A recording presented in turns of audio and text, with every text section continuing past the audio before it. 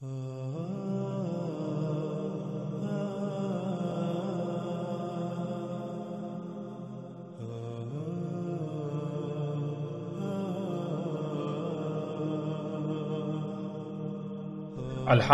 ہم مختلف پہلوں سے دجال پر کھل کر بات کر چکے۔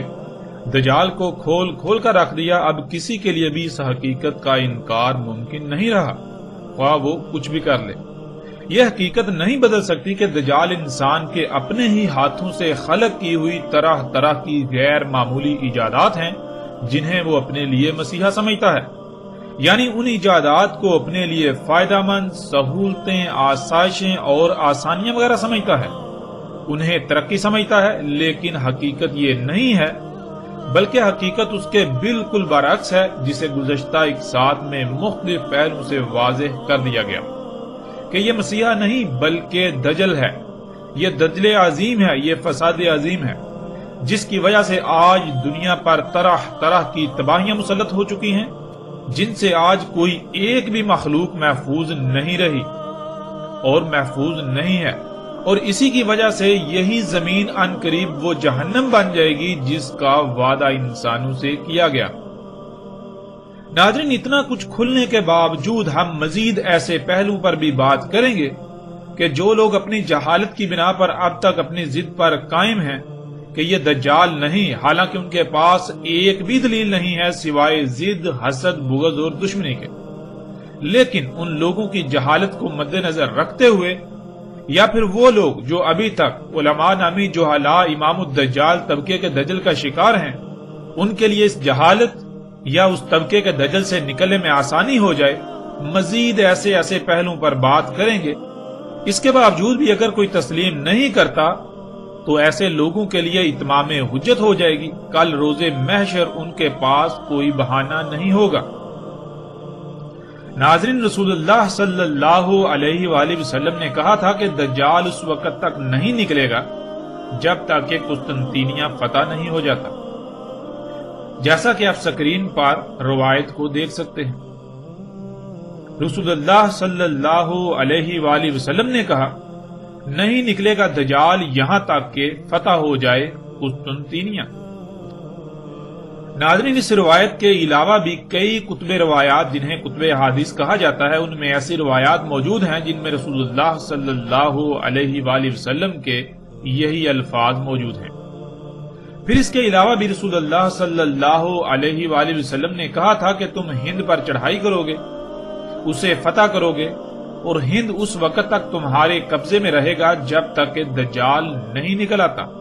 یعنی جب دجال نکل آئے گا تو اس کے بعد ہند تمہارے قبضے سے نکل جائے گا۔ جیسے ہی ہم آگے بڑھیں گے تو اس روایت پر باقاعدہ تفصیل سے بات ہوگی۔ ناظرین، ہم ان دونوں موضوعات پر بات کریں گے تاکہ حق مزید کھل کر واضح ہو جائے۔ اب سوالات یہ پیدا ہوتے ہیں کہ قسطنطینیہ کیا ہے، اور کیا قسطنطینیہ فتح ہو چکا یا پھر قسطنطینیہ نے فتح ہونا ہے؟ اگر تو قسطنطینیہ فتح ہو چکا تو پھر بلا شک و شبہ دجال کا خروج ممکن ہو چکا، اور اگر قسطنطینیہ فتح نہیں ہوا تو پھر دجال کے خروج کا تو سوال ہی پیدا نہیں ہوتا۔ پھر ناظرین، ہند کیا ہے؟ کیا ہند موجودہ بھارت یعنی انڈیا کو کہتے ہیں؟ کیا غزوہ ہند ہو چکا یا پھر مستقبل میں ہونا ہے؟ اگر غزوہ ہند ہو چکا تو کیا ہند فتح کے بعد قبضے میں رہا اور کب تک رہا؟ اور پھر کیا ہند قبضے سے نکل چکا؟ ان تمام سوالات سمیت باقی جتنے بھی ان موضوعات سے متعلق سوالات ہیں، ان سب کے جوابات ہم تفصیل کے ساتھ جانیں گے۔ ان تمام سوالات کے جوابات جاننے کے لیے پہلے ہم بات کرتے ہیں ہند کے موضوع پر۔ غزوہ ہند کے متعلق جو روایات ملتی ہیں، ان تمام روایات کو سامنے رکھتے ہوئے ان کی روشنی میں ہم اس موضوع پر تفصیل سے بات کرتے ہیں۔ سکرین پر اس وقت آپ روایت دیکھ رہے ہیں۔ ابو ہریرہ رضی اللہ تعالیٰ عنہ نے کہا کہ کہا رسول اللہ صلی اللہ علیہ وآلہ وسلم نے، اور یاد کیا ہند کو، پس کہا تمہاری فوج ہند پر چڑھائی کرے گی، اللہ ان پر کھول دے گا، یعنی ہند فتح ہو جائے گا، حتیٰ کہ وہ فوج آئے گی ان کے یعنی ہند کے بادشاہوں کے ساتھ زنجیروں میں جکڑے ہوئے لائے گی، اللہ ان کے ذنوب غفر کر دے گا، پس وہاں سے نکلنے کے وقت وہاں سے نکلیں گے تو شام میں ابن مریم کو پائیں گے۔ کہا ابو ہریرہ رضی اللہ تعالیٰ عنہ نے اگر میں نے اس غزوہ کو پا لیا تو میں اپنا سب کچھ بیچ دوں گا اور اس غزوہ میں شامل ہو جاؤں گا۔ پس جب اللہ نے ہم پر کھول دیا یعنی ہمیں فتح دے دی اور میں واپس پلٹا تو پس میں آزاد ابو ہریرہ ہوں گا۔ آگے بڑھوں گا شام، پس پاؤں گا شام میں عیسیٰ ابن مریم علیہ السلام کو، پس مجھے حرص ہے کہ انہیں خبر دوں کہ میں آپ صلی اللہ علیہ وآلہ وسلم کا ساتھی تھا، اے اللہ کے رسول صلی اللہ علیہ وآلہ وسلم۔ پس رسول اللہ صلی اللہ علیہ وآلہ وسلم مسکرائے اور ہنسے، پھر کہا بہت دور بہت دور، یعنی اے ابو ہریرہ آپ اس غزوے کو ہی نہیں پا سکیں گے اور عیسیٰ ابن مریم علیہ السلام سے ملاقات تو بہت دور کی بات ہے۔ ناظرین، اس سے پہلے کہ ہم روایت پر بات کریں، ایک بات کا جان لینا بہت ضروری ہے، جو ایک ایسا جھوٹ ہے جو نہ صرف اس موضوع سے تعلق رکھتا ہے بلکہ وہ اتنا عام کیا گیا کہ اس جھوٹ نے اس موضوع کی ساری حقیقت کو چھپا کر رکھ دیا۔ وہ لفظ ہے غزوہ، جس کے معنی یہ بیان کیے جاتے ہیں کہ غزوہ اس جنگ کو کہتے ہیں جس میں رسول اللہ صلی اللہ علیہ وآلہ وسلم نے بذات خود بنفس نفیس شرکت کی ہو، یا پھر جس کی کمانڈ خود رسول اللہ صلی اللہ علیہ وآلہ وسلم نے کی ہو۔ لیکن حقیقت یہ ہے کہ یہ ایک ایسا بہت بڑا جھوٹ ہے جس کا حقیقت کے ساتھ دور دور تک کوئی تعلق نہیں، اس کا حقیقت کے ساتھ رائی برابر بھی تعلق نہیں۔ ناظرین، عربی کا لفظ غزوہ مجموعی طور پر 3 الفاظ کا مجموعہ ہے جنہیں آپ سکرین پر دیکھ سکتے ہیں۔ ان میں پہلا لفظ ہے غزا،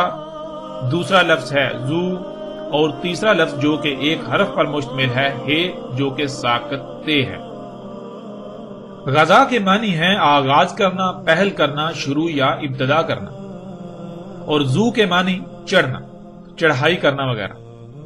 اور اس مقام کی طرف اشارہ کرتا ہے جس کے بارے میں بات کی جا رہی ہوتی ہے۔ اگر جس کے بارے میں بات کی جا رہی ہو اس کا نام آگے موجود ہو تو نہیں بلکہ تے کا استعمال ہوگا، تے استعمال کیا جائے گا، کیونکہ عربی میں تے براہ راست اس شے یا عوامل کے لیے استعمال ہوتی ہے جن کا ذکر کرنا مقصود ہو۔ اگر نام یا براہ راست اس شے کا ذکر نہ ہو تو محض اس کی طرف اشارہ کرنے کے لیے تے کی بجائے ساکت تے یعنی کا استعمال ہوگا۔ اب ناظرین، ان تینوں الفاظ کو جوڑ کر ایک لفظ بنایا جائے تو یہ بنے گا لفظ غزوہ، جس کے معنی ہے کسی پر چڑھائی کی ابتدا کرنا، چڑھائی کا آغاز کرنا، چڑھائی میں پہل کرنا۔ اور ناظرین، پھر ایک اور بات بھی یاد رکھیں کہ یہ لفظ تو عربی کا لفظ ہے جو محمد رسول اللہ صلی اللہ علیہ وآلہ وسلم کی بعثت سے قبل بھی استعمال ہوتا تھا، نہ کہ یہ لفظ محمد رسول اللہ صلی اللہ علیہ وآلہ وسلم کی بعثت کے بعد وجود میں آیا۔ جب یہ لفظ عربی کا ہے اور محمد علیہ السلام کی بعثت سے قبل بھی استعمال ہوتا تھا تو پھر ان لوگوں سے سوال ہے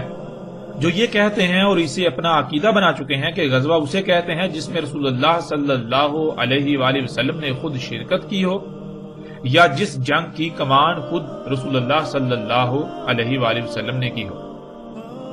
اگر یہی معنی ہے تو رسول اللہ صلی اللہ علیہ وآلہ وسلم کی بعثت سے قبل جب یہ لفظ استعمال ہوتا تھا تو وہاں اس کے معنی کیا لیے جائیں گے؟ تب تو رسول اللہ صلی اللہ علیہ وآلہ وسلم کی نہ بعثت ہوئی تھی اور نہ ہی ان کی پیدائش۔ ان کی پیدائش سے صدیاں قبل بھی یہ لفظ نہ صرف اپنا وجود رکھتا تھا بلکہ استعمال ہوتا رہا۔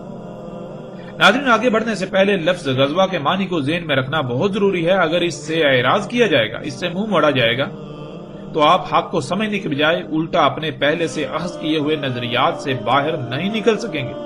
اور حق کی پہچان بالکل ناممکن ہو جائے گی۔ اب آتے ہیں اس روایت کی طرف۔ ناظرین، اس روایت کی بنیاد پر آج آپ کو یہ بات اکثر سننے کو ملے گی جو کہ آج ایک عقیدے و نظریے کی حیثیت اختیار کر چکی ہے کہ جو گروہ یا فوج غزوہ ہند کرے گی یعنی ہند پر چڑھائی کرے گی، وہی گروہ لوگ یا فوج یہاں سے فتوحات کرتے ہوئے شام جائیں گے، اور جب شام پہنچیں گے، وہ گروہ شام پہنچے گا تو وہاں عیسیٰ ابن مریم علیہ السلام کو پائیں گے۔ عیسیٰ ابن مریم علیہ السلام چونکہ آخر الزمان میں قرب قیام الساعت آئیں گے اس لیے غزوہ ہند بھی ابھی مستقبل میں ہونا ہے۔ ناظرین، یہ ایک بہت ہی خطرناک عقیدہ ہے جس کی نہ تو کوئی بنیاد ہے اور نہ ہی اس میں ایک رائے برابر بھی حقیقت ہے۔ اس کے باوجود غزوہ ہند کے نام پر آج تک نہ صرف دھوکہ دیا جاتا رہا بلکہ آج بھی دھوکہ دیا جا رہا ہے۔ بلا شک و شبہ اس روایت میں ایسا تاثر ملتا ہے کہ جو لوگ غزوہ ہند کریں گے وہی شام میں عیسیٰ ابن مریم علیہ السلام کو پائیں گے، یعنی یہ ایک ہی گروہ ہے، لیکن حقیقت کیا ہے؟ جیسے ہی ہم آگے بڑھیں گے تو حقیقت کھل کر سامنے آ جائے گی۔ وہ ایک نہیں بلکہ الگ الگ دو گروہ ہیں۔ اب ناظرین، سب سے پہلی بات یہ ہے کہ غزوہ ہند کرنے والے کون ہوں گے؟ کیا کوئی تنظیم ہوگی، کوئی جماعت یا گروہ ہوگا، کچھ لوگوں کا غزوہ ہند کے نام پر گروہ وغیرہ ہوگا، یا پھر کوئی فوج ہوگی؟ تو اس سوال کا جواب صراحت کے ساتھ اسی روایت میں موجود ہے کہ وہ ایک جیش ہوگی، جیسا کہ سکرین پر آپ ان الفاظ کو دیکھ سکتے ہیں۔ اور جیش عربی میں کہتے ہیں ریاستی فوج کو، یعنی ریاست کی فوج کو۔ مثلا جیسے ریاست پاکستان کی فوج، ریاست سعودی عرب کی فوج، ریاست ایران کی فوج، یا دنیا میں جتنے بھی ممالک یعنی ریاستوں کی افواج ہیں، ریاستی فوج کو عربی میں جیش کہتے ہیں۔ روایت میں رسول اللہ صلی اللہ علیہ وآلہ وسلم کے الفاظ صراحت کے ساتھ موجود ہیں کہ غزوہ ہند کرنے والے لوگ ریاست کی فوج ہوگی، ریاستی فوج۔ ناظرین، اس حقیقت سے ان تمام لوگوں کی حقیقت آشکار ہو جاتی ہے جو کسی بھی ریاست کی فوج نہیں بلکہ مختلف گروہ، تنظیمیں یا جماعتیں وغیرہ ہیں، کہ اگر وہ غزوہ ہند کو اپنی طرف منسوب کرتے ہیں یا وہ غزوہ ہند کے نام پر لوگوں کو اپنی طرف مائل کر رہے ہیں تو وہ نہ صرف اپنے دعوے، اپنی بات میں اعلیٰ درجے کے جھوٹے ہیں بلکہ وہ غزوہ ہند کے نام پر اپنے ذاتی مفاد یا عزائم کی تکمیل کے لیے معصوم ذہنوں سے کھلواڑ کرتے ہیں اور کر رہے ہیں، اور ان معصوم ذہنوں کو اپنے باطل عزائم کے لیے گمراہ کرتے ہوئے استعمال کرتے ہیں۔ اب ناظرین، سوال یہ پیدا ہوتا ہے کہ وہ کس ریاست کی فوج ہوگی؟ آج یہ بات آپ کو کثرت کے ساتھ سننے کو ملے گی کہ غزوہ ہند ریاست پاکستان کی فوج لڑے گی۔ تو ناظرین، اس میں کتنی حقیقت ہے؟ اسے بھی ہم محمد رسول اللہ صلی اللہ علیہ وآلہ وسلم کے اپنے ہی الفاظ سے جان لیتے ہیں کہ محمد علیہ السلام نے کس ریاست کی فوج کا ذکر کیا تھا۔ اس وقت سکرین پر آپ کو روایت نظر آ رہی ہے۔ رسول اللہ صلی اللہ علیہ وآلہ وسلم نے کہا، بیت المقدس میں بادشاہ ہوگا، بھیجے گا ایک فوج ہند کی طرف، پس وہ اسے فتح کر لیں گے، پس روندیں گے ہند کی زمین کو اور پائیں گے اس کے خزانے، پس وہ بادشاہ ان خزانوں کو بیت المقدس کی زیبائش پر استعمال کرے گا، اور اس فوج کے آگے ہوں گے ہند کے بادشاہ بیڑیوں میں جکڑے ہوئے، اور وہ فتح کر لیں گے جو درمیان ہے مشرق و مغرب کے، اور رہیں گے ہند میں دجال کے خروج تک، یعنی ہند کو فتح کرنے کے بعد دجال کے خروج تک ہند ان کے قبضے میں رہے گا، لیکن جب دجال نکل آئے گا تب ہند ان کے قبضے سے نکل جائے گا۔ ناظرین، اس روایت میں رسول اللہ صلی اللہ علیہ وآلہ وسلم نے اس سوال کا جواب بھی بہت ہی صراحت کے ساتھ دے دیا جس کا انکار دنیا کی کوئی طاقت نہیں کر سکتی۔ رسول اللہ صلی اللہ علیہ وآلہ وسلم نے کہا کہ بیت المقدس میں بادشاہ ہوگا جو ہند کی طرف فوج بھیجے گا ہند پر چڑھائی کے لیے، اور بیت المقدس شام میں واقع ہے۔ ناظرین، شام میں کوئی بادشاہ ہوگا جو ہند کی طرف یعنی ہند پر چڑھائی کے لیے فوج بھیجے گا۔ اس سے کئی باتیں کھل کر سامنے آ جاتی ہیں۔ ان میں ایک یہ کہ ناظرین، اگر ریاست پاکستان کی فوج غزوہ ہند کرے گی تو کیا پاکستان شام میں واقع ہے؟ کیا بیت المقدس شام کی بجائے پاکستان میں ہے؟ پھر کیا پاکستان میں بادشاہت قائم ہے؟ کیونکہ جس ریاست کی فوج نے غزوہ ہند کرنا تھا اس ریاست کے بارے میں تو روایت میں صراحت کے ساتھ رسول اللہ صلی اللہ علیہ وآلہ وسلم کے الفاظ موجود ہیں کہ اس ریاست میں بادشاہت قائم ہوگی۔ اور پھر ایسا نہیں کہ رسول اللہ صلی اللہ علیہ وآلہ وسلم کسی ایک خاص گروہ کو مخاطب کر کے بات کر رہے ہیں، بلکہ وہ اپنے اصحاب کے سامنے اپنی امت کو مخاطب کرتے ہوئے بات کر رہے ہیں کہ امت مسلمہ کی ریاست اس وقت بادشاہت میں بدل چکی ہوگی، اور ریاست اسلام کا بادشاہ ہند پر چڑھائی کے لیے فوج بھیجے گا۔ یعنی ایسا بالکل نہیں ہے کہ اسلام کے نام پر کئی ریاستیں وجود میں آ چکی ہوں گی، یعنی کئی ممالک وجود میں آ چکے ہوں گے جن میں جمہوریت نامی نظام قائم ہوگا یا کچھ میں بادشاہت وغیرہ قائم ہوگی اور ان میں سے کسی ریاست کا سربراہ ہند پر چڑھائی کے لیے فوج بھیجے گا، ایسا قطعاً نہیں کہا۔ بلکہ رسول اللہ صلی اللہ علیہ وآلہ وسلم نے اپنے امتیوں کے سامنے پوری امت کو مخاطب کرتے ہوئے کہا تھا کہ بیت المقدس میں بادشاہ ہوگا، یعنی تمہاری ریاست جو اس وقت نبوی ہے، ایک وقت آئے گا جب یہ نبوی طرز کی بجائے بادشاہت میں بدل جائے گی اور اس وقت اس کا دارالخلافہ شام ہوگا اور بیت المقدس شام میں ریاست اسلامیہ کا بادشاہ فوج کو ہند پر چڑھائی کے لیے بھیجے گا۔ ناظرین، اب حقیقت آپ کے سامنے ہے۔ پھر یہاں ایک اور سوال ان لوگوں سے بھی ہے جو یہ عقیدہ و نظریہ رکھتے ہیں کہ ہند کو فتح کرنے والا گروہ فتوحات کرتے ہوئے شام پہنچے گا تو وہاں عیسیٰ ابن مریم علیہ السلام کو پائے گا۔ اگر ایسا ہے تو پھر وہ گروہ شام کو کس سے فتح کرے گا؟ کیا اسی بادشاہ سے؟ روایت میں تو صراحت کے ساتھ یہ مذکور ہے، رسول اللہ صلی اللہ علیہ وآلہ وسلم کے یہ الفاظ موجود ہیں کہ شام سے فوج آئے گی ہند پر چڑھائی کرنے کے لیے، یعنی شام پہلے ہی قبضے میں ہوگا،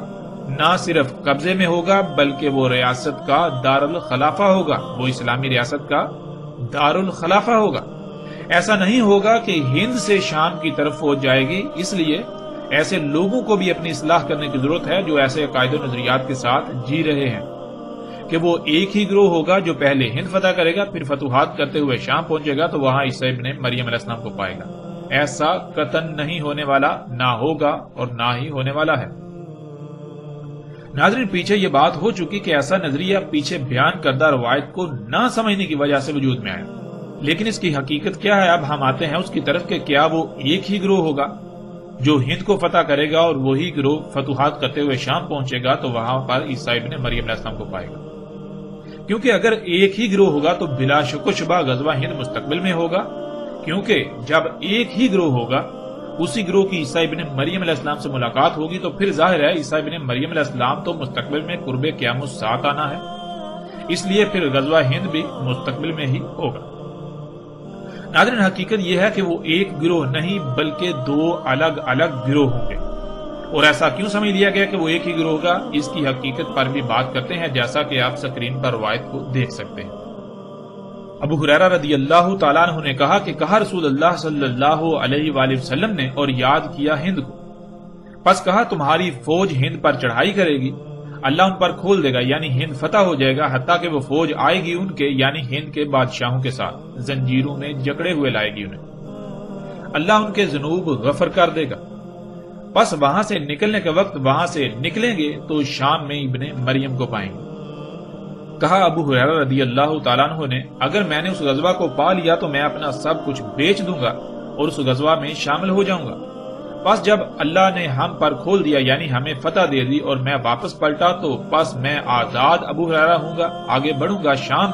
پس پاؤں گا شام میں عیسیٰ ابن مریم علیہ السلام کو، پس مجھے حس ہے کہ انہیں خبر دوں کہ میں آپ صلی اللہ علیہ وآلہ وسلم کا ساتھی تھا، اے اللہ کے رسول صلی اللہ علیہ وآلہ وسلم، یعنی اے عیسیٰ ابن مریم علیہ السلام۔ پس رسول اللہ صلی اللہ علیہ وآلہ وسلم مسکرائے اور ہنسے، پھر کہا بہت دور بہت دور، یعنی اے ابو ہریرہ آپ اس غزوے کو نہیں پا سکیں گے اور عیسیٰ ابن مریم علیہ السلام سے ملاقات تو بہت دور کی بات ہے۔ ناظرین، اب اس روایت سے بظاہر ایسا لگتا ہے کہ وہ ایک ہی گروہ ہوگا، اسی وجہ سے ابو ہریرہ رضی اللہ تعالیٰ عنہ بھی اس غلط فہمی کا شکار ہو گئے تھے۔ اسی غلط فہمی کا شکار ہوتے ہوئے انہوں نے بھی یہی سمجھا کہ وہ ایک ہی گروہ ہوگا جو ہند پر چڑھائی کرے گا اور وہی گروہ شام میں عیسیٰ ابن مریم کو پائے گا۔ لیکن جب ابو ہریرہ رضی اللہ تعالیٰ عنہ نے اپنی خواہش کا اظہار کیا رسول اللہ صلی اللہ علیہ وآلہ وسلم کے سامنے تو رسول اللہ صلی اللہ علیہ وآلہ وسلم نے کیا جواب دیا، اس سے حقیقت بالکل کھل کر واضح ہو جاتی ہے۔ ابو ہریرہ رضی اللہ تعالیٰ عنہ کے الفاظ کو دیکھیے اور پھر رسول اللہ صلی اللہ علیہ وآلہ وسلم کے جواب۔ کہا ابو ہریرہ رضی اللہ تعالیٰ عنہ نے اگر میں نے اس غزوہ کو پا لیا تو میں اپنا سب کچھ بیچ دوں گا اور اس غزوہ میں شامل ہو جاؤں گا، پس جب اللہ نے ہم پر کھول دیا یعنی ہمیں فتح دے دی اور میں واپس پلٹا تو پس میں آزاد ابو ہریرہ ہوں گا، آگے بڑھوں گا شام، پس پاؤں گا شام میں عیسیٰ ابن مریم علیہ السلام کو، پس مجھے حرص ہے کہ انہیں خبر دوں کہ میں آپ یعنی محمد علیہ السلام کا ساتھی تھا، اے اللہ کے رسول عیسیٰ ابن مریم علیہ السلام۔ پس رسول اللہ صلی اللہ علیہ وآلہ وسلم مسکرائے اور کہا بہت دور بہت دور، یعنی جب رسول اللہ صلی اللہ علیہ وآلہ وسلم نے ہند کو یاد کرتے ہوئے غزوہ ہند یعنی ہند پر چڑھائی کرنے کا ذکر کیا اور آگے عیسیٰ ابن مریم علیہ السلام کا بھی ذکر کیا تو ابو ہریرہ رضی اللہ تعالیٰ عنہ غلط فہمی کا شکار ہو گئے اور وہ یہ سمجھ بیٹھے کہ ایک ہی گروہ ہوگا جو ہند پر چڑھائی کرے گا اور وہی گروہ جب شام پہنچے گا تو وہاں عیسیٰ ابن مریم علیہ السلام کو پا لے گا۔ اور پھر جب ابو ہریرہ رضی اللہ تعالی عنہ نے رسول اللہ صلی اللہ علیہ وآلہ وسلم کے سامنے اپنی اس خواہش کا اظہار کیا کہ ان کی خواہش ہے کہ وہ اس غزوہ کو پا لیں، اس میں اگر وہ بچ جائیں زندہ بچ جائیں اور پھر جب شام پہنچے تو وہاں وہ عیسیٰ علیہ السلام سے ملاقات کریں، ان کو پا لیں، تو رسول اللہ صلی اللہ علیہ وآلہ وسلم کو اس بات کا علم ہو گیا، یہ علم ہو گیا کہ ابو ہریرہ رضی اللہ تعالی عنہ غلط فہمی کا شکار ہو گئے ہیں اور وہ یہ سمجھ رہے ہیں کہ وہ ایک ہی گروہ ہوگا۔ تو اس وقت رسول اللہ صلی اللہ علیہ وآلہ وسلم نے ان کی یہ غلط فہمی دور کرنے کے لیے اپنی اس بات کی مزید وضاحت کر دی کہ وہ ایک نہیں بلکہ دو مختلف گروہ ہوں گے، اور وہ ایک ہی وقت نہیں بلکہ مختلف اوقات میں وہ گروہ ہوں گے، جیسا کہ آپ سکرین پر روایت کو دیکھ رہے ہیں۔ رسول اللہ صلی اللہ علیہ وآلہ وسلم نے کہا میری امت سے دو گروہوں کو اللہ نے آگ سے آزاد کر دیا، ایک جسے آگ سے آزاد کیا وہ ہند پر چڑھائی کرے گا، اور دوسرا گروہ وہ جو ہوگا عیسیٰ ابن مریم علیہ السلام کے ساتھ۔ ناظرین، جب ابو ہریرہ رضی اللہ تعالی عنہ پر یہ بات واضح ہو گئی کہ وہ ایک نہیں دو الگ الگ گروہ ہوں گے، تو اس کے بعد ابو ہریرہ رضی اللہ تعالیٰ عنہ کے ایسے الفاظ نہیں ملتے کہ جس سے یہ بات ثابت ہو کہ اس کے بعد بھی ابو ہریرہ رضی اللہ تعالیٰ عنہ نے اپنی اسی خواہش کا ذکر کیا ہو، اسی خواہش کا اظہار کیا ہو۔ ابو ہریرہ رضی اللہ تعالیٰ عنہ نے صرف رسول اللہ صلی اللہ علیہ وآلہ وسلم کے سامنے اس وقت اپنی اس خواہش کا اظہار کیا جب رسول اللہ صلی اللہ علیہ وآلہ وسلم نے ہند کا ذکر کرتے ہوئے، ہند کو یاد کرتے ہوئے غزوہ ہند کا ذکر کیا اور ابن مریم سے شام میں ملاقات والی بات کی، اور رسول اللہ صلی اللہ علیہ وآلہ وسلم کو اسی وقت ادراک ہو گیا کہ ابو ہریرہ رضی اللہ تعالیٰ عنہ یہ سمجھ رہے ہیں کہ وہ ایک ہی گروہ ہوگا جو غزوہ ہند میں شریک ہوگا اور اس کے بعد شام میں ابن مریم سے ملے گا۔ اسی وجہ سے رسول اللہ صلی اللہ علیہ وآلہ وسلم نے اس کی وضاحت کر دی کہ وہ ایک گروہ نہیں بلکہ وہ دو الگ الگ گروہ ہوں گے، جیسا کہ پیچھے بیان کردہ روایت میں آپ دیکھ چکے ہیں۔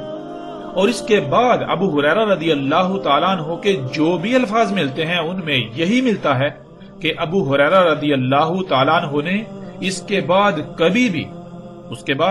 بھی ابن مریم علیہ السلام سے ملاقات کی خواہش کا اظہار نہیں کیا، بلکہ وہ صرف غزوہ ہند میں شمولیت کی خواہش کا شدت سے اظہار کیا کرتے تھے،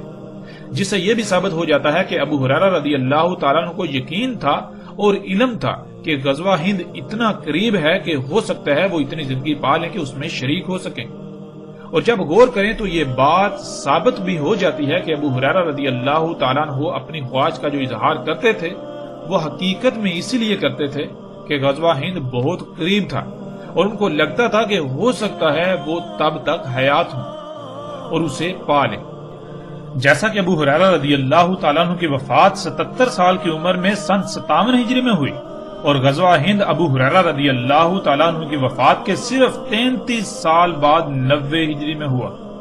یعنی اگر ابو ہریرہ رضی اللہ تعالیٰ عنہ مزید 33 سال زندہ رہتے تو وہ غزوہ ہند کو پا لیتے۔ یہی وہ وجہ تھی جس وجہ سے ابو ہریرہ رضی اللہ تعالیٰ عنہ اپنی اس خواہش کا اظہار کیا کرتے تھے، کیونکہ انہیں اس بات کا علم تھا کہ غزوہ ہند قریب ترین ہونے والے واقعات میں سے ایک ہے۔ ناظرین، اب سوال یہ پیدا ہوتا ہے کہ ابو ہریرہ رضی اللہ تعالیٰ عنہ کو کیسے اس بات کا علم تھا کہ غزوہ ہند قریب ترین ہونے والے واقعات میں سے ایک ہے، کہ ہو سکتا ہے کہ وہ اسے پا لیں؟ تو اس کا جواب بھی بالکل واضح ہے۔ جیسا کہ سکرین پر آپ روایت کو دیکھ رہے ہیں۔ ابو ہریرہ رضی اللہ تعالی عنہ نے کہا ہم سے وعدہ لیا یا وعدہ کیا رسول اللہ صلی اللہ علیہ وآلہ وسلم نے غزوہ ہند یعنی ہند پر چڑھائی کرنے کا، پس اگر میں نے اسے پا لیا خرچ کروں گا اس میں اپنی جان اور اپنے مال کو، پس اگر قتل ہو گیا تو ہوں گا افضل الشہداء سے، اور اگر واپس پلٹا میں ہوں گا آزاد کر دیا گیا ابو ہریرہ، یعنی جہنم کی آگ سے آزاد کر دیا گیا۔ ناظرین، اس روایت میں بالکل صراحت کے ساتھ واضح ہے کہ ابو ہریرہ رضی اللہ تعالیٰ عنہ یہ کہہ رہے ہیں کہ رسول اللہ صلی اللہ علیہ وآلہ وسلم نے ان سے ہند پر چڑھائی کرنے کا وعدہ لیا۔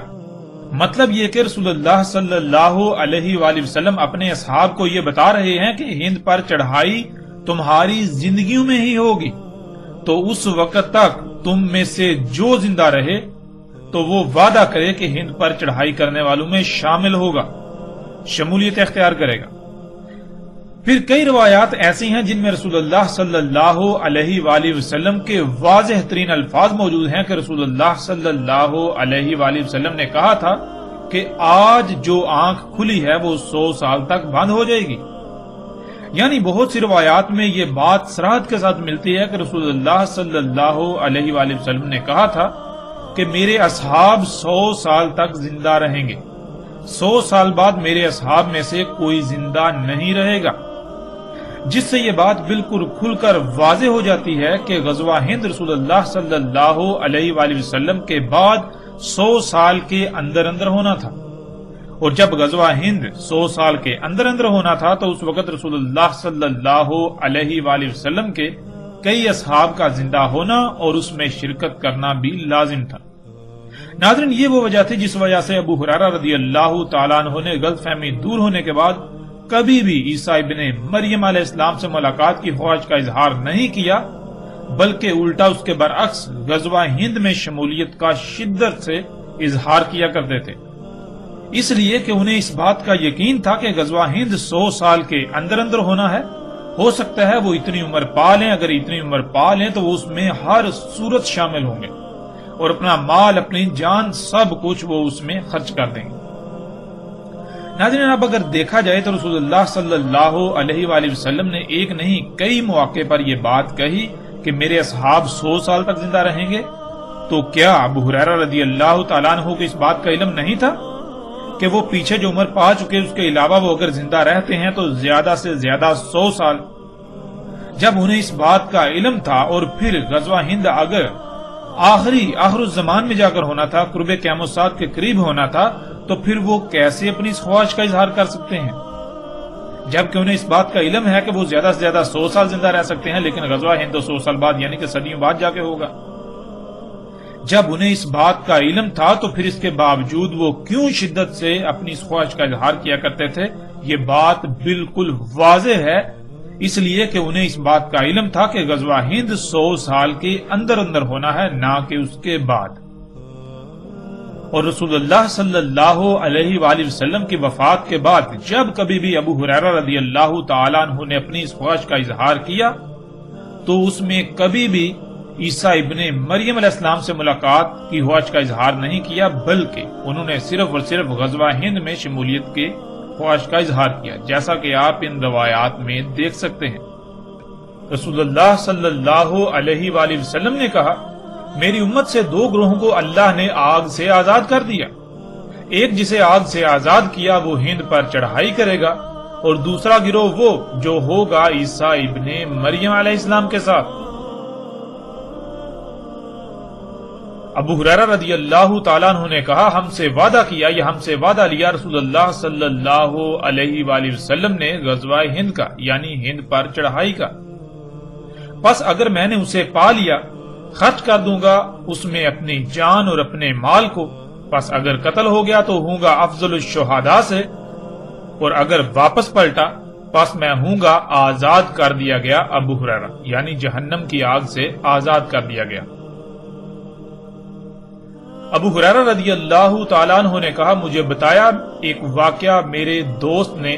جس کی ہر بات سچی ہوتی ہے اللہ کے رسول صلی اللہ علیہ وآلہ وسلم نے۔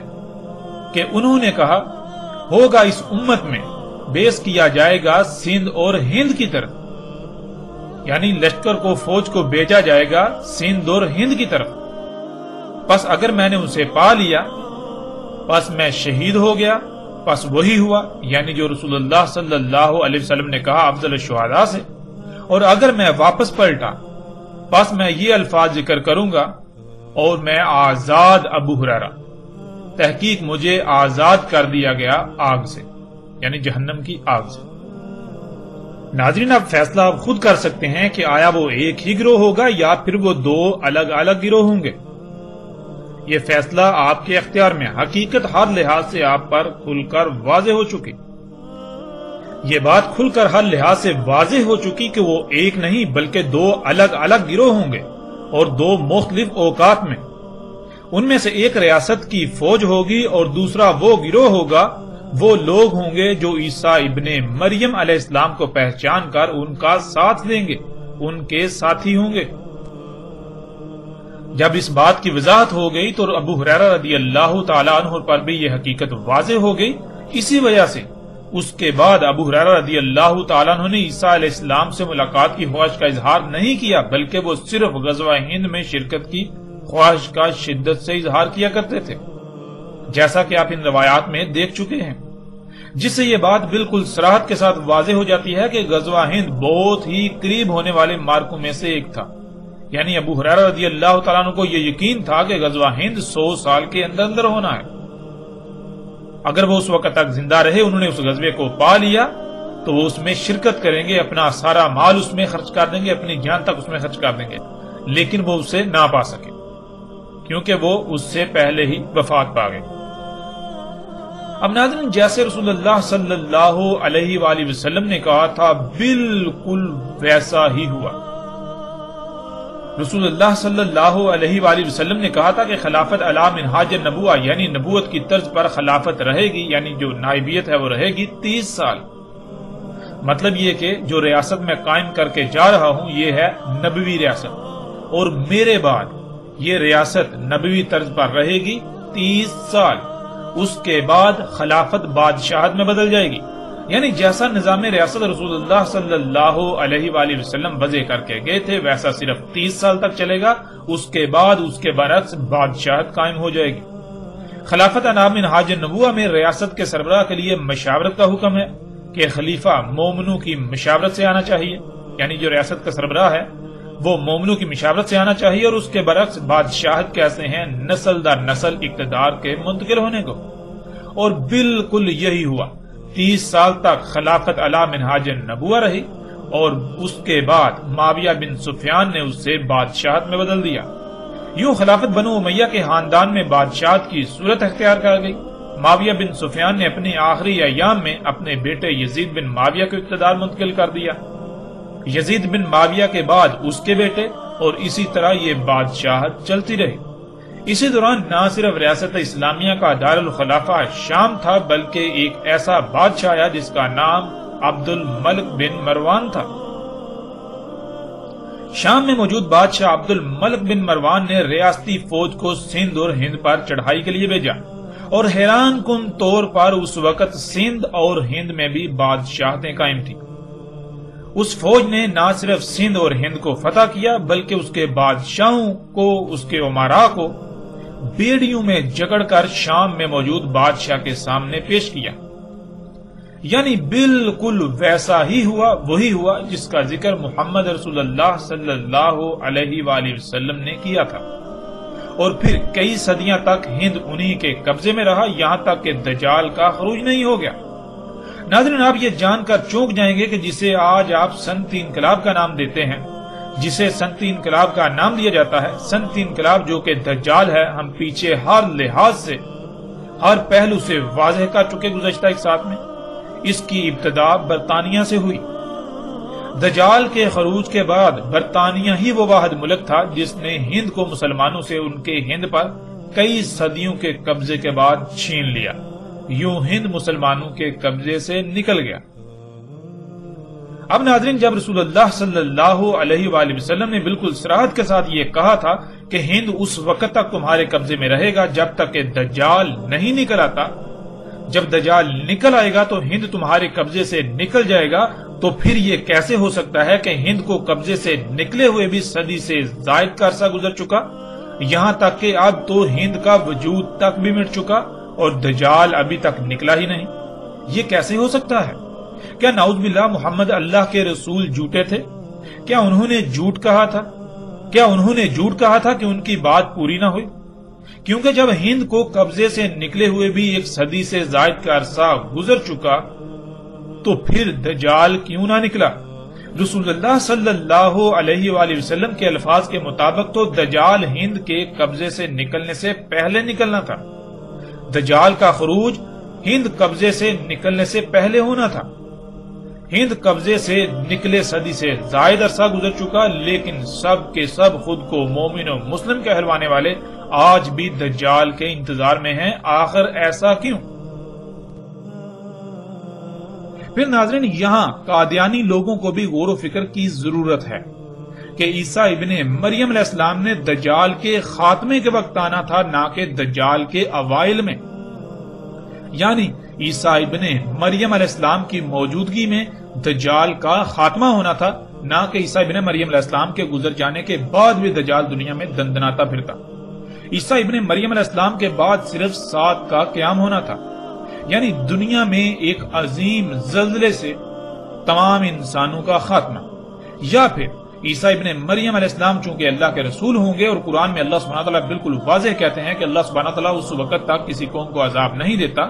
اللہ تعالیٰ اس وقت تک عذاب نہیں لاتا جب تک کہ رسول بھیج کر حجت نہ پوری کر لیں، اور رسول کی موجودگی میں عذاب آتا ہے، رسول اور اس کے ساتھیوں کو اس عذاب سے بچا لیا جاتا ہے، جیسے کہ آپ کے سامنے قرآن میں بہت ساری مثالیں موجود ہیں۔ مثلا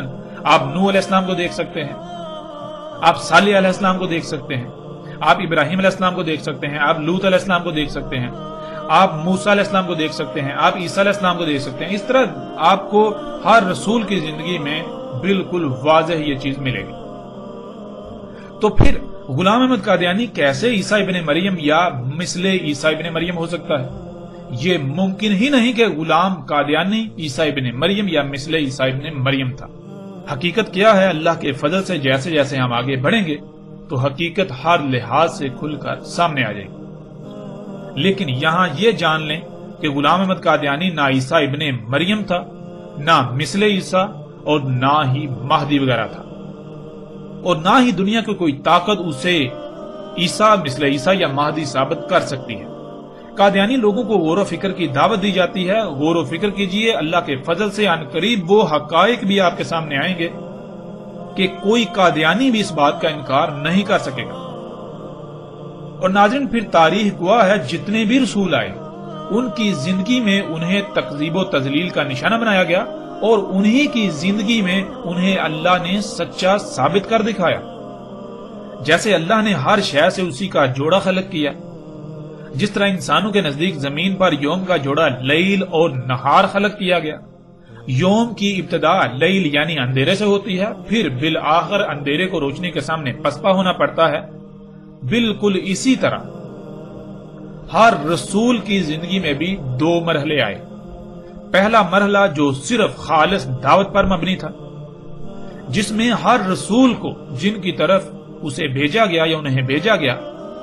ان کی طرف سے تکذیب و تضلیل کا سامنا کرنا پڑا، لیکن دوسرے مرحلے میں دشمنوں کو بھی یا تو انہیں تسلیم کرنا پڑا، یا پھر اللہ نے اپنے عذاب کا فیصلہ سنا کر رسول اور اس کے ساتھیوں کو اس عذاب سے بچا کر رسول کی صداقت کی گواہی دے دی،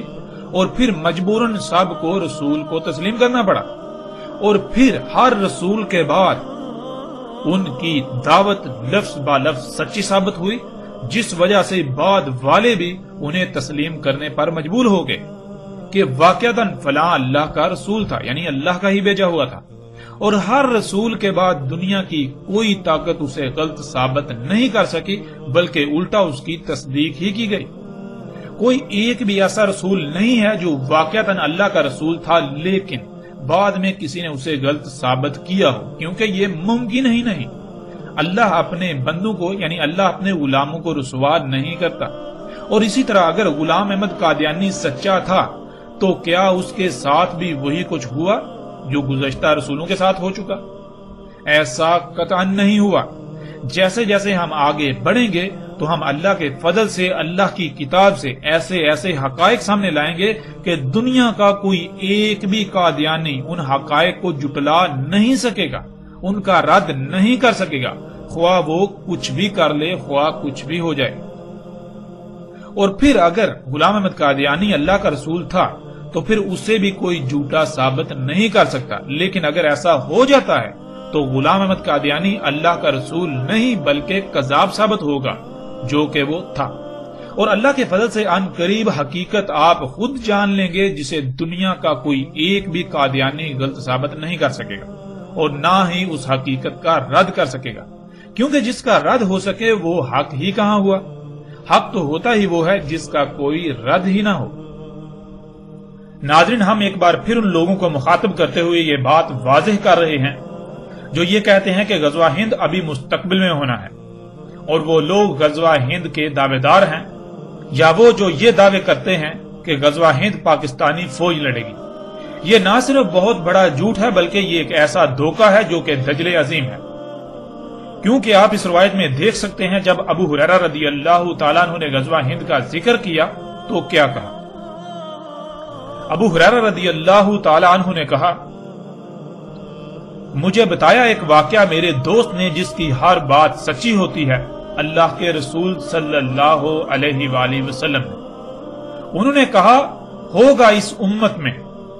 یعنی غزوہ ہند اس امت میں ہوگا، بیس کیا جائے گا سندھ اور ہند کی طرف، یعنی سندھ اور ہند کی طرف لشکر بھیجا جائے گا، فوج بھیجی جائے گی۔ پس اگر میں نے پا لیا اسے، پس میں شہید ہو گیا، پس وہی ہوا، یعنی جو رسول اللہ صلی اللہ علیہ وآلہ وسلم نے کہا تھا کہ میں افضل الشہداء میں سے ہوں گا۔ اور اگر میں واپس پلٹا پس میں یہ الفاظ ذکر کروں گا، اور میں آزاد ابو ہریرہ، تحقیق مجھے آزاد کر دیا گیا آگ سے۔ ناظرین، پہلی بات تو یہ کہ غزوہ ہند ریاستی فوج نے کرنا تھا، اور جب غزوہ ہند ہونا تھا تو اس وقت ایک ہی اسلامی ریاست نے ہونا تھا۔ اس ریاست کا دارالخلافہ شام ہونا تھا،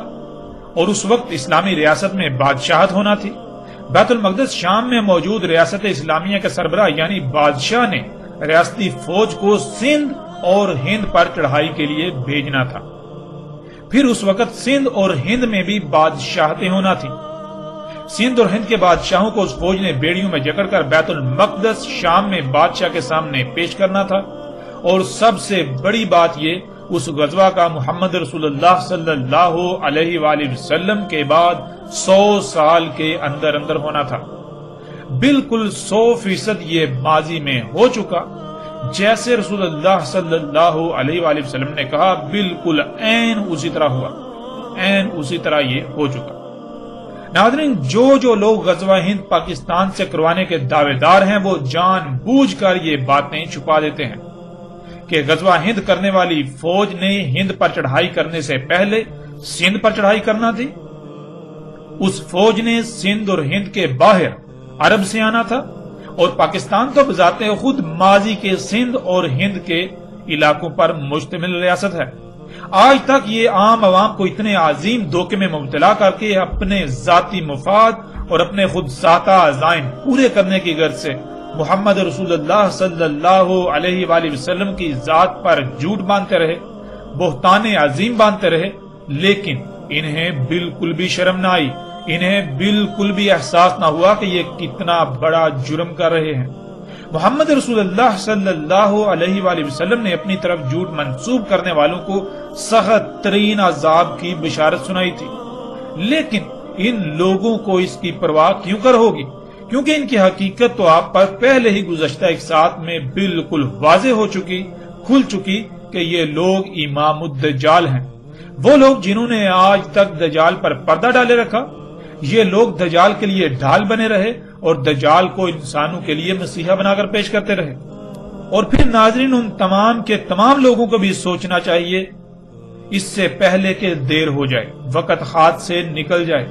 جو غزوہ ہند کے نام پر مختلف دھوکہ بازوں کے چنگل میں پھنسے ہوئے ہیں، جو ان کے دجل کا شکار ہو کر ان کے مذموم مقاصد کو پروان چڑھانے میں اعلی کار بن رہے ہیں، جان لو ہر لحاظ سے حق تم پر واضح ہو چکا۔ آج تم حق سے اعراض تو کر سکتے ہو، لیکن کل کو تمہارے پاس کوئی عذر نہ ہوگا۔ آج وقت ہے، فیصلہ تمہارے اپنے ہاتھ میں ہے۔ اپنی آنکھیں کھولو اس سے پہلے کہ وہ وقت آ جائے جب سوائے پچھتاوے کے کچھ نہ رہے۔ اور پھر یہ بھی جان لیں کہ رسول اللہ صلی اللہ علیہ وآلہ وسلم نے جس وقت کہا تھا، اس وقت ہند مشرکین کے قبضے میں تھا، اور اس وقت ہند اپنا وجود رکھتا تھا۔ اب جب کہ رسول اللہ صلی اللہ علیہ وسلم یہ کہہ رہے ہیں کہ تم ہند پر چڑھائی کرو گے، تو پھر یہ ذہن میں رکھیں کہ جب بھی ہند پر چڑھائی ہوگی، یعنی کہ جب پہلی بار جب ہند پر یعنی کہ جب ریاست اسلام کی طرف سے ہند پر چڑھائی ہوگی تو اس کا ذکر کیا جا رہا ہے۔ ہرگز ایسا نہیں کہا رسول اللہ صلی اللہ علیہ وسلم نے کہ تم ہند پر چڑھائی کرو گے، اس کے بعد ہند فتح کر لو گے، پھر تم ہند میں رہو گے اس وقت تک جب تک ہند تمہارے قبضے سے نکل نہیں جاتا۔ پھر جب ہند تمہارے قبضے سے نکلے گا پھر وہ مختلف ٹکڑوں میں تقسیم ہو جائے گا، یعنی ممالک میں تقسیم ہو جائے گا۔ تو ہند جو ہے وہ سری لنکا، بنگلہ دیش، نیپال، انڈیا اور پاکستان، ان ممالک کی صورت میں تقسیم ہو جائے گا۔ تو اس وقت تم جو ہے ان میں سے جو انڈیا نامی خطہ ہے اس پر چڑھائی کرو گے، ایسا قطعاً کہیں بھی رسول اللہ صلی اللہ علیہ وآلہ وسلم نے نہیں کہا۔ آج ہند کا وجود ہی نہیں،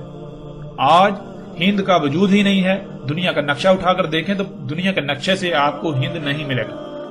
آپ کو پاکستان ملے گا، آپ کو انڈیا ملے گا، آپ کو نیپال ملے گا، آپ کو سری لنکا ملے گا، آپ کو بنگال ملے گا، بنگلہ دیش ملے گا۔ تو ناظرین، آج پہلی بات تو یہ کہ ہند کا وجود ہی ختم ہو چکا۔ رسول اللہ صلی اللہ علیہ وآلہ وسلم نے ہند پر چڑھائی کا کہا تھا، نہ کہ بنگلہ دیش یا انڈیا یا نیپال یا سری لنکا کا کہا۔ ہند کا آج وجود ختم ہو چکا، جو کچھ ہونا تھا وہ ماضی میں ہو چکا۔ آج وہ لوگ جو غزوہ ہند کے نام پر معصوم ذہنوں سے کھلواڑ کر رہے ہیں، وہ اپنے دعوے میں، اپنی بات میں انتہائی اعلیٰ درجے کے جھوٹے ہیں، کذاب ہیں۔ ان کے دھوکے میں مت آئیے، حقیقت ہم نے ہر لحاظ سے آپ کے سامنے رکھ دی۔ اس کے باوجود بھی اگر آپ شخصیات سے متاثر ہیں، انہیں اپنا الہ بنانا چاہتے ہیں، آپ مختلف گروہوں سے متاثر ہیں، آپ اپنی ہی خواہشات کی تباہ کرنا چاہتے ہیں، تو پھر آپ کے لیے رستہ کھلا ہے۔ آپ جو جی میں آئے کریں، جو جی چاہے کریں، لیکن یہ جان لیں حق آپ کے سامنے کھل چکا۔ کل کو آپ کے لیے کوئی ایک بھی بہانہ یہ نہیں ہوگا کہ آپ کو فلاں نے گمراہ کر دیا، آپ فلاں کے جانسے میں آ گئے۔ آپ کے پاس کوئی ایک بھی بہانہ نہیں رہے گا۔ اب اس موضوع کے آخر میں ان تمام لوگوں سے سوال کیا جاتا ہے کہ جب رسول اللہ صلی اللہ علیہ وآلہ وسلم کے الفاظ کے عین مطابق سندھ اور ہند پر چڑھائی ہوئی، اسے فتح کیا گیا، وہ صدیوں تک مسلمانوں کے قبضے میں رہا،